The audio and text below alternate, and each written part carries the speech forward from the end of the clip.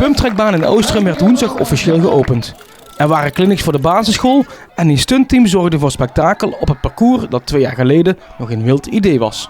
In 2024 waren wij op zomervakantie en daar was op de camping een pumptrack. En toen kwamen we terug van zomervakantie. Toen hebben we eens een beetje gekeken waar hier in de buurt een pumptrack was. Nou, en dat was eigenlijk nog nergens buiten wel op de camping. Dus daar zijn we nog eens een keer heen gegaan. En toen zeiden mijn zoons en een paar andere jongens hier uit het dorp van hé, waarom hebben we dat in Venray niet en kan dat niet? Nou ja, van het een komt het ander. In de buurt is niks. Deurne inmiddels wel, Venlo en Blerik inmiddels ook. Maar ja, Venray nog steeds niet. Dus ja, stoute schoenen aangetrokken, plannetje gemaakt, plan ingediend bij de gemeente. Dorpsraad natuurlijk enthousiast ook gelukkig. Omwonenden ook. Nou, plan ingediend en nu 2 jaar later eigenlijk ligt hij er. Is het gelukt, zullen we maar zeggen. Hoe heet zo'n baan? Pumptrack. En waarom heet die pumptrack? Want je moet pumpen. Precies, pumpen is pompen in het Engels. We willen over de baan pompen.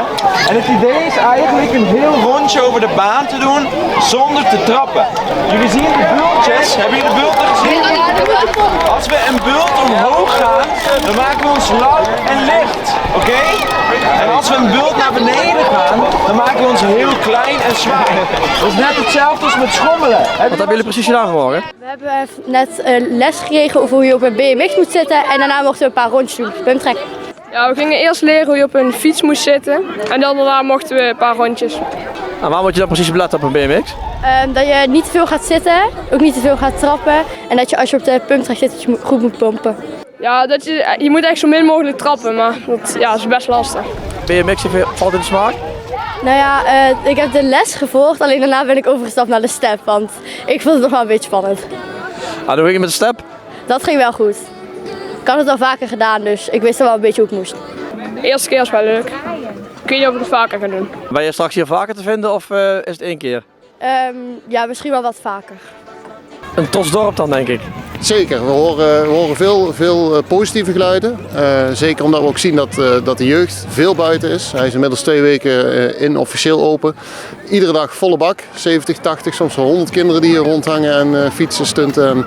Maar ook we zien dat de meiden naar buiten komen, niet zozeer op de baan, maar lekker in het gras gaan liggen om een beetje te kijken.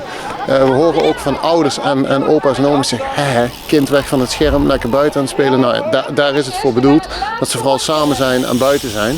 Natuurlijk horen we ook de geluiden en daar moeten we heel goed naar luisteren van dat er angst is voor hangjeugd. Dat gaan we goed monitoren. Er staan hier her en der wat bankjes in de speeltuin. Ja, dat moet 's avonds geen ontmoetingsplek worden om hier te komen kijken. Dus dat zullen we nauwlettend in de gaten houden en ook ingrijpen als we overlast opgaan.